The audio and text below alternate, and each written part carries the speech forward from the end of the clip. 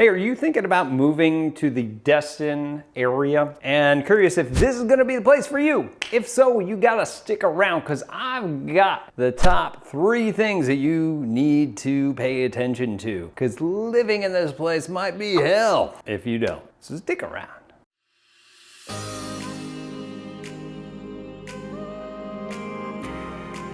What's up, everybody? This is Tim Whittemore here in the beautiful Destin-Fort Walton Beach area. That's right here on the Emerald Coast of Florida. If this is your first time to our channel, we do tons and tons of videos about everything you need to know about our area. So make sure to go ahead and hit that subscribe button, click that little bell so we're notified every single time we've got a new video coming out. If you are moving to this area, got some questions, need some help, give us a call, text, email, shoot us a little paper airplane. All right, whatever you gotta do, we got your back while moving here. If you're listening to this via podcast or any of our audio productions, make sure to call or text us. We love hearing from you guys. Okay, so let's get into it. Destin's gonna be hell unless you can handle these 3 facts. And I'm gonna go into these in a lot of detail. So what are they? We're gonna talk about tourisms and crowds. We're also gonna talk about the weather. And we're also gonna talk about housing. Why not? It's a real estate channel. Let's do it.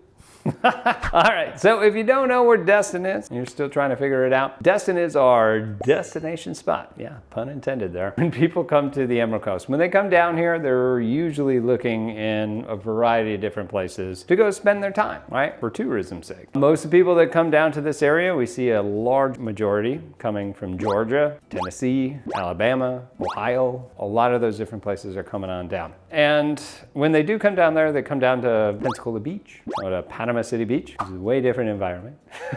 For those that know, you know. And Destin. Destin is a great place for people to come down to. Why? Because of the white sand beaches, the beautiful non-condo city place that you're gonna go. There's a lot of undeveloped areas, specifically in the Destin area, because we have military bases around that don't allow people to build, right? There is 6 miles of untouched beaches and no one will ever build there. But you can still walk them. They still got the old dunes and everything, and it really feels like you're just on a deserted island.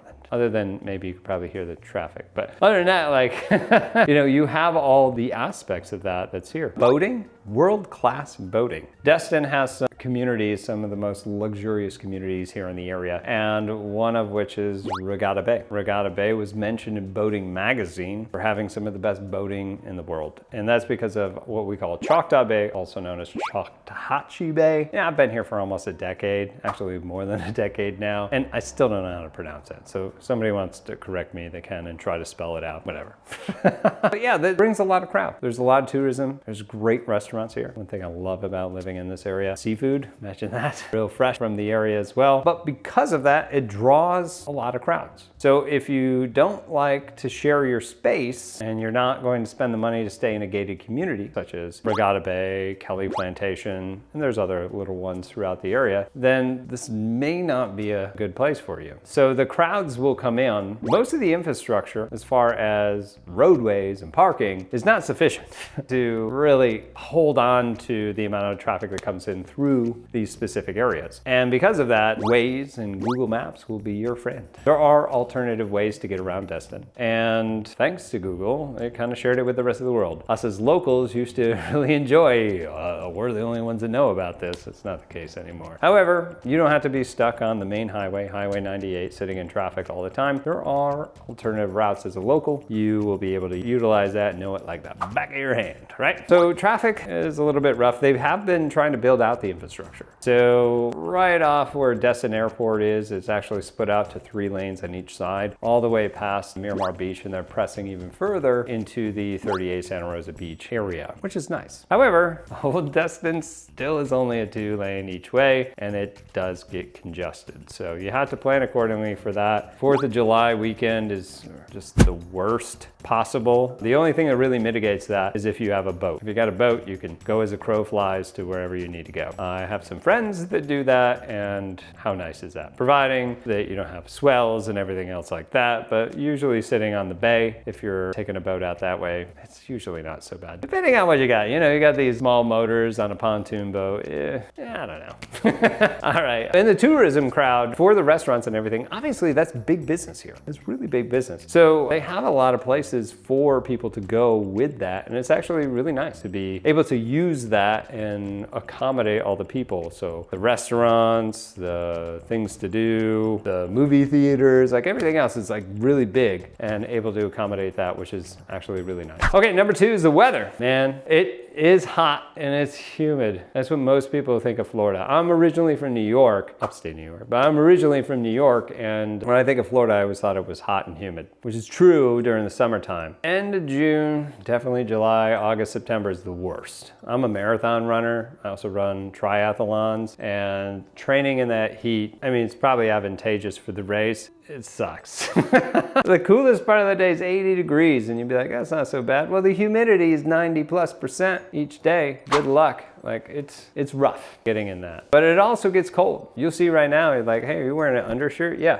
This is merino wool. This is January when I'm recording this. And yesterday it got down to 25 degrees. Ugh. And 25 degrees, depending upon where you're from, like, that doesn't sound so cold. Normally here it's about 40 to 45, which again, you're like, that's not so bad. Well, it is when there's still humidity backed by it. Let me tell you a story. So prior to moving here, I used to work with the military and fly aircraft down to Antarctica and in the Arctic Circle, supporting the National Science Foundation. And when we went down to Antarctica, it was, you know, one of the driest continents, right, in the world. And so having it like -20 or whatever down there, it didn't feel so bad, right? We go down to South Pole, resupply South Pole Station, and it would be, you know, -20, -30, and the wind chill makes it way colder. But in any case, you just kind of got used to it, right? We go to the Arctic Circle, and we're in Cambridge Bay, which is in Canada. And I remember it said -20, so I'm like, oh, okay. So I dress like I would normally for -20 in Antarctica. It's way different, way different.